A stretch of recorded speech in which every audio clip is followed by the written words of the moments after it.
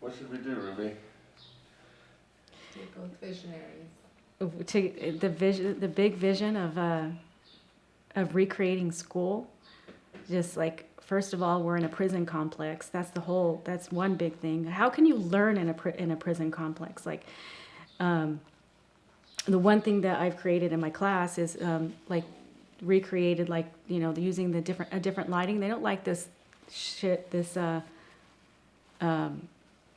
neon fluorescent lights, and no green space, all concrete, not only the exterior, but like the whole short-sighted vision of focusing on testing, making sure they're, they meet testing. But they don't.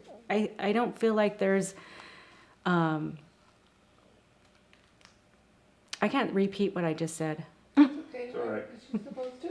No, it's all Oh, right. okay. I mean, Yeah. I just want you to get it out so like you can even think about like how you want to say it. Yeah, We've talked about like different architecture, yeah, lighting. Like those are good. Have real effects on our bodies, right? mm-hmm. And like you said, you can't learn.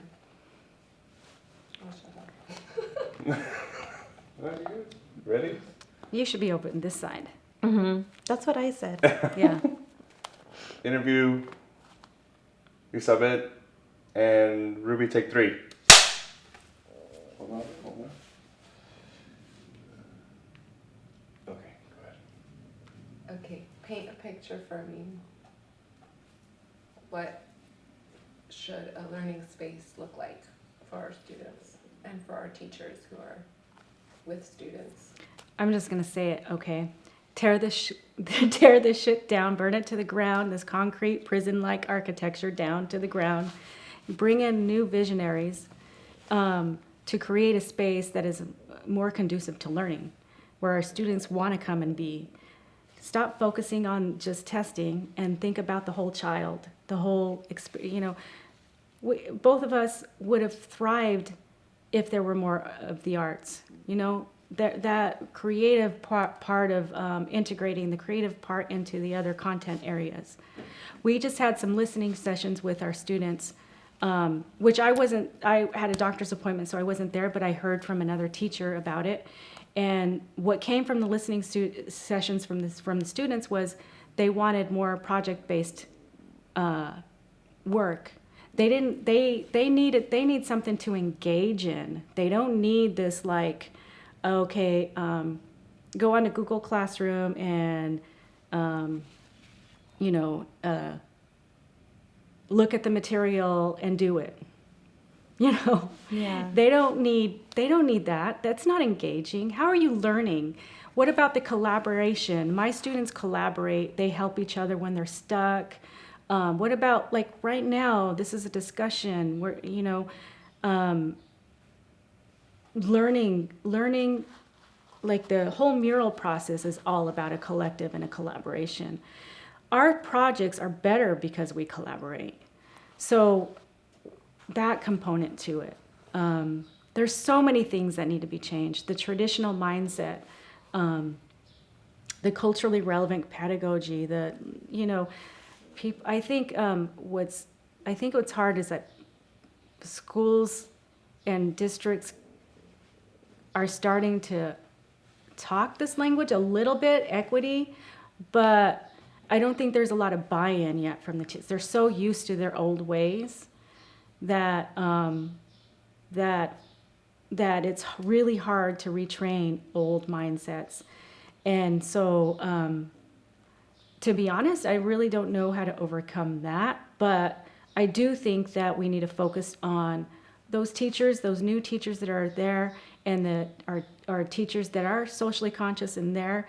We need to really focus on retaining them, not letting, because a lot of times they're gonna leave if they're, if there's not an environment for them to be able to stay, if systematically the school is not focused on, the school is not supportive of the work, and that can be from little things like how a lot of us, we go the extra mile outside of work, contract hours. What about, giving those teachers stipends, for the extra work that they do because they're passionate in changing, the whole idea of schooling. They're going to get burnt out. And if they don't feel like their work is valued, they're going to leave, or if it's not like heard or, there's only so much somebody can take working in a school that is traditional or dysfunctional. I think as long as testing is an area of importance for schools, that is just, we're never going to come away from that traditional setting or that old school way of learning and teaching. Because I think that so many teachers are held back. I mean, luckily, I don't feel that as much being in an art classroom, but a lot of teachers are feeling like they have to hold back because they have to prepare students for testing and get them to wherever they're supposed to be at with that.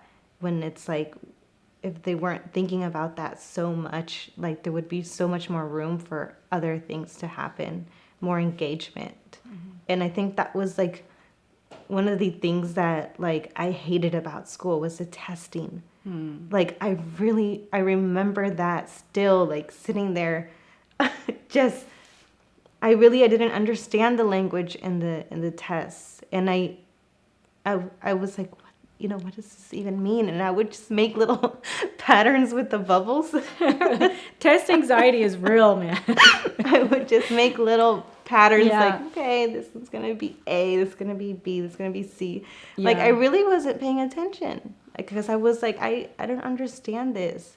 And then the question, sometimes you don't understand the questions the No. way, because it's coming from somebody else's lens and it doesn't speak to you.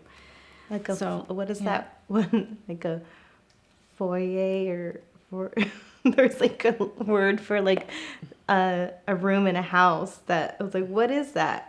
I don't have that. Yeah, foyer. Yeah. Foyer. That's not my language. Shit, I didn't even have a bedroom. What the hell? Am I supposed to know how other people lived? And those extra no. Yeah, it's the cultural bias, and the social class bias. Yeah.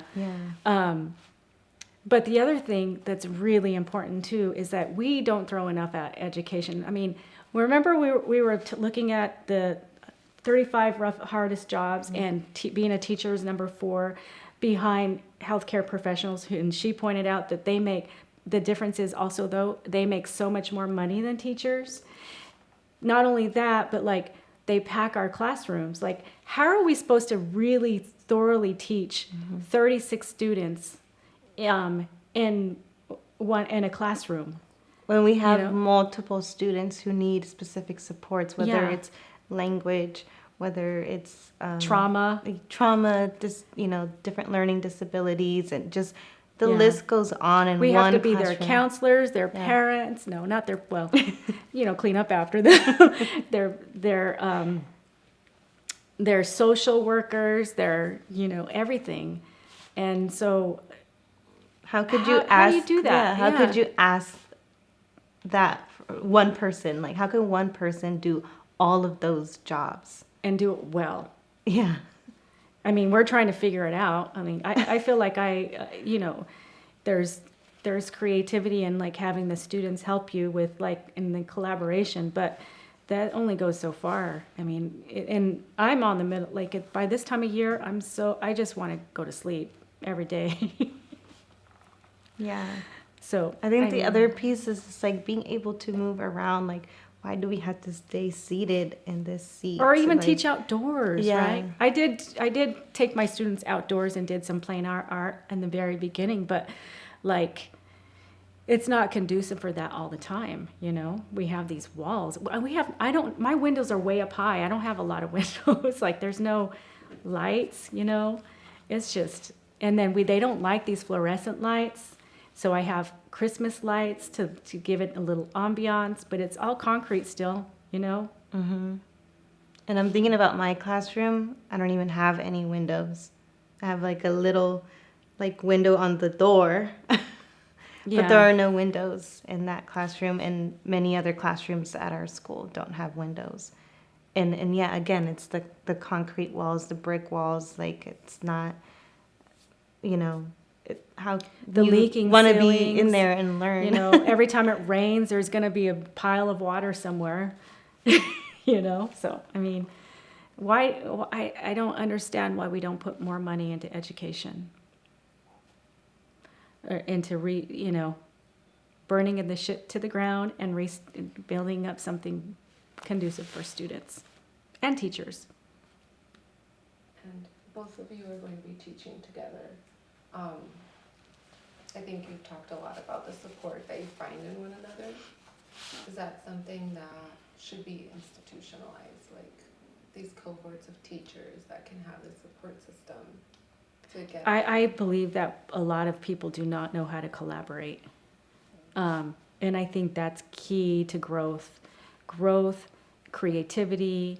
I feel like everything I do is better through collaboration. And I think sometimes, like even in the credential program, I think it was kind of uncomfortable at first, but until they got used to it. But I mean, I grew up, I've been collaborating through murals and through the nonprofit. I haven't talked about that, but through the nonprofit, the way I formed that grassroots organization was all through collaboration. And it's about, it's harder and slower, but it's also more rewarding and more, I think you wouldn't be able to think of problem solving in the way you do in collaboration. That made me just think of like in school you're kind of like told not to collaborate, right? Like we're not supposed to copy each other's paper or help each other on the assignment, but we did that anyway. Or at least I remember doing that with my friends, and we would talk like, oh, okay, let's work on this together. But at the same time, like it was not encouraged. And so like I think that it should be encouraged. It should be encouraged to collaborate and to help each other, because you gain more knowledge that way. Mm-hmm. Yeah. And a lot of these collective ways of learning, do you think that has to do, like you valuing that type of learning, has to do with the way your upbringing was, the way that your family values are? Oh, absolutely, for me, because I think that we wouldn't have been able to survive if we didn't all pitch in and take care of each other. We were all, by the time I was working, I was helping out with the household. By the time, at 14, I was paying rent. So and helping out and making sure we all pitched in. I mean, I had a single mom, and then with 5 siblings and no place to sleep until I was, no bedroom or a bed until I was a teenager, and then grandkids, and then so our place was even more full. So we all had, I babysitting my nieces, and then all the way through adulthood, I was a guardian for officially a guardian for 2 of my nieces, but I took care of more of them for, at least a year at a time, or more years at a time. So it's like we couldn't, like that's just the kind of the whole way you learn and grow up, is that what's mine is ours, right? And so I never understood that individual kind of mentality, because like how do you thrive in that way? And but at the same time it's there's cons to that too, because it can also make you move slower in life, and your potential just moves a little bit slower, because you're trying to bring everybody else with you. But I much prefer that than be somewhere further ahead and alone. But you move slower because the systems are not designed for you to make it as a family. Yeah. Exactly. Do you think, Isabel, that your family values reflect your teaching values? Like you were, your parents raised You're one of six, one of five, or six. One of six, yeah. Did you have to collaborate with your siblings? Yeah, I mean, yeah, definitely. Just being that many kids in a household and both of our parents working all the time, so it's like the older siblings, they had to take care of the younger ones. Yeah. And then even when my three oldest siblings were older and they had kids young, me and my sisters, the three youngest, would have to sometimes watch over their kids. And so we were just kids watching kids or taking care of kids, and that's just what we grew up knowing was trying to work together. I mean, that also caused conflicts, but it's just part of it. And then as we're older now, we collaborate on a lot of things, family gatherings, and like it's very important that we all pitch in and we make things happen because we can do that and because there's a lot of us. And so I think that's just kind of natural way of thinking and just kind of being around people all the time and just having conversations, laughter happening, using humor to deal with trauma. Yeah, exactly. It's just the way that we cope is by Yeah. being together and coming together. So. And schools too there's a separation between community schools and families, and I there has to be, the big vision would be that we include community in our education, because that's where they're part of communities, they're part of the social world, right? So why aren't we including the community in our classrooms? Why aren't we including the families in our classrooms? Because they also have their funds of knowledge, right? That we would never know how to. We can't teach the experiences of our families. Only they can, So I think that's also a big gap in our learning, in our students' learning, and it also like the conflicts maybe that happen between different students.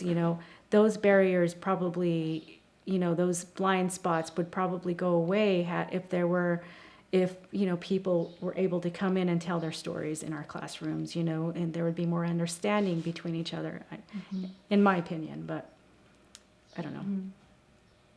Recognizing the strengths of The strengths of our and assets of our families and our communities. Yeah. and how even your own strengths as people are not maybe as validated in the current system of working so individually as a teacher. Mm-hmm. I mean, I learned.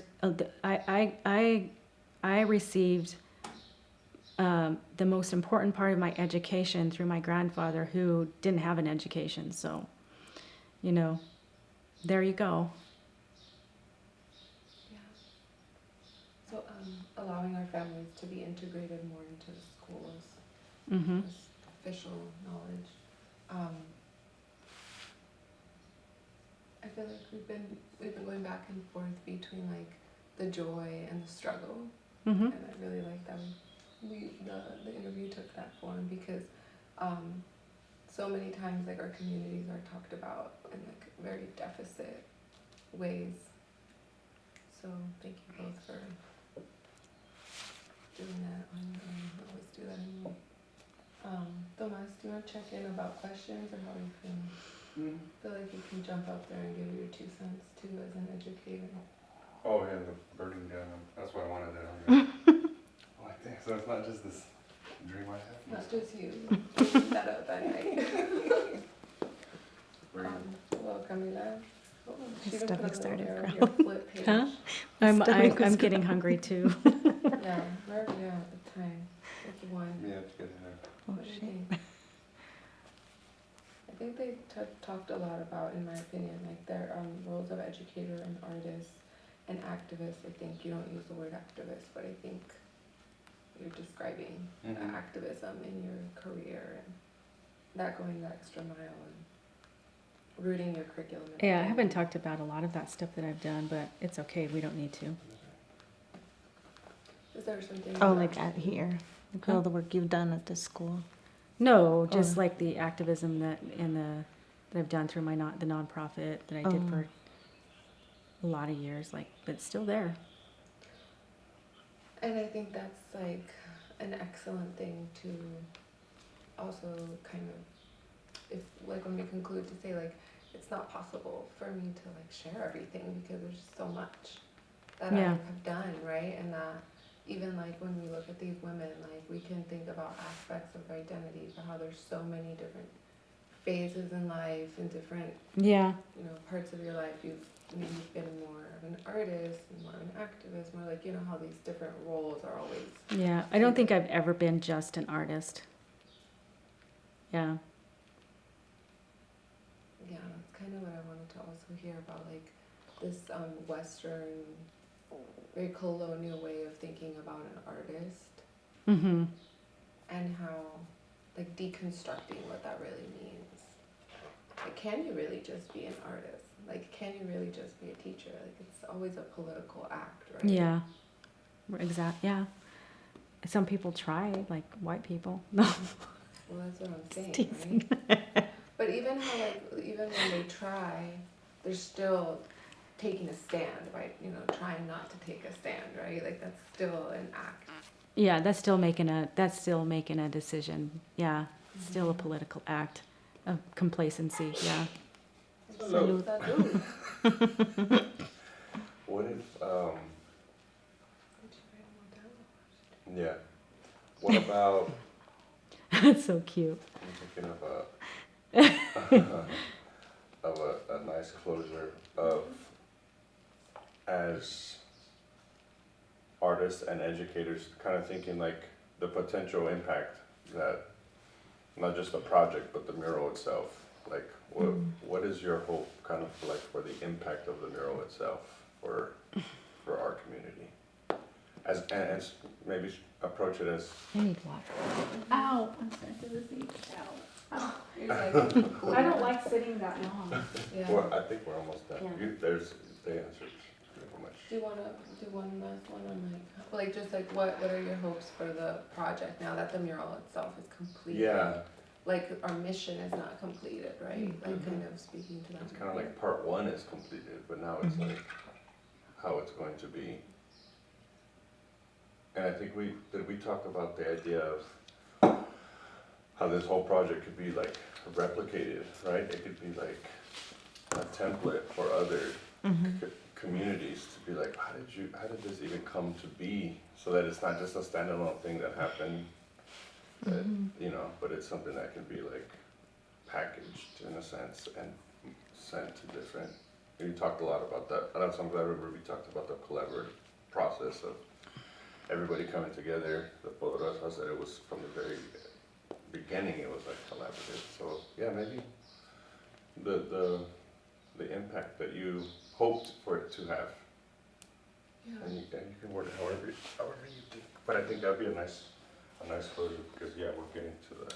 Yeah, and I think another thing is like even if we package like this is how we did our mural, right? Like this is not like you can't deliver that just that way, right? Like it took like relationships, because I think that's a lot of like even with the talk of like ethnic studies, like it's not just enough that there's going to be this specific information. It's like who's going to relate that information, you know, and like how that's having that relationship to students and how you center that as like a core value in your belief system of being an educator. It's not just going in there and, like you said, like learning to draw boundaries, but still it's very relationship based in essence, and how you can take this mural project and replicate it in any community. I arguably even like in a very high I'm gonna class. sit over there, and you're gonna sit over No, here. no, I mean, like, because I want you to speak just about repeat that. everything you just said. Don't you think? And like the impact that you hope the mural has, like maybe for like your students. Yeah. That would be Okay. that's probably a better context. Imagine your students, the students you Yeah. have right now, right? What would be the potential impact that this mural could have on them? Like on themselves, like their identity formation, like just Yeah. everything that you know about them.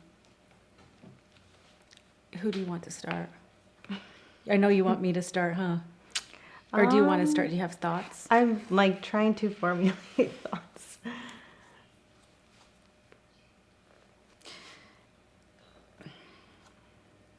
One of the things that comes to mind for me is that just this project and all the amazing things that all these women do to change their community, and learning the mural being interactive with the QR codes, and learning about them and what they do. And just like, these are women that are not famous, that are on YouTube, or like in the movies, so, and they're reflective, they're everyday people that reflect our students. And so I think about this mural has the potential to inspire proaction and what they can change in their own communities. I think about the process of YPAR. I did YPAR for a lot of years in Utah with a group of students, arts and activism, where they develop their own research projects. They think about things that are important to them, and then create projects, based to educate based on the stuff that they've the stuff that they've learned through research. And in that way, it's like, it's activism, it's being proactive. How do you change your community? But it's not only that, but it's also validating your own experiences. What do you care about? We don't ask our students what they care about. We just, we expect them to be passive learners. And I think that's very inappropriate in education. Our students just need us to guide them through their experiences, through the traumas, through the things that they have gone through, and flip that switch. And how do we change that how do we change that in our community? Everything that you've gone through is valid, but how can we create something to put it out into the world to be seeds of change? So I think that that's what this mural can be the catalyst to do in classrooms. And and I'm hoping that once I'm at Woodland, that I can start a mural design class and eventually get to doing YPAR and introducing the project and being able to do their own. And so. Yeah, specifically when I think about students at Woodland High, there's a huge Latinx population, but there are still differences in like how they form their identities within that group. Like, some students, don't need any help thinking like, yeah, I'm proud to be who I am. Some students are struggling with, well, do I want to, be more like the dominant group, or like not even that dominant group, but like the group is not even dominant, but in their community who they hold as more dominant because they might come from more money, and so there's this struggle in their identity of like whether or not they want to feel, or how they feel proud of it. And so with this project, like, I'm hoping that just shows them that they can be proud of all of those things and still, want to be continue in education and make changes, and understand that just understand like the differences between people. Even though we all are from this community, we have different upbringings even within that community. And then I also think about ethnic studies, like in that push for ethnic studies, and at Woodland High, or in the not Woodland District, I should say, we're kind of a little ahead of the game. We're really a group of teachers and or educators who are pushing for this ethnic studies courses to be in our curriculum, but there's still a lot there. Like, so I think about like this project could really help other schools maybe and other districts, and just kind of show them a way to do work like this, because I think that's part of the problem, is that it's like the research is there. Like people have done this, but it's not really out there. So like it'd be great to share it with as many people as we can, because it's when you're sometimes you might feel like you're the only one trying to do this work, and you're like trying to find resources, and it's hard. So the more that we can share this, the better for that. And yeah, I was just working on a revision for one of our ethnic studies courses, which is one of the courses I teach, art and culture. And we happened to look through the 11th grade textbook. And I was telling you about this before, Cristabel, but the textbook started in, for the U.S. history textbook started in the 1400s when Christopher Columbus discovered. Oh my goodness. Yeah. And did anybody point that out? Yeah, like well, it was just the group of us who were working Oh, on the okay. revision, and the And that's what they're currently teaching? yeah. Wow. I don't know if it was like a book that they were trying to approve to buy, but even if it doesn't already exist in the school, like if that book, which is newly published 2019, I think, says that our timeline starts in the 1400s, then what could you expect for any curriculum to? I have a quick anecdote. Yeah. I once did a public art piece on the ground, this chalk piece of a Native woman, and I titled it "Great Great Granddaughter of Woman Who Discovered Columbus Lost at Sea," and and people would come and ask, "Oh, is that your grandma?"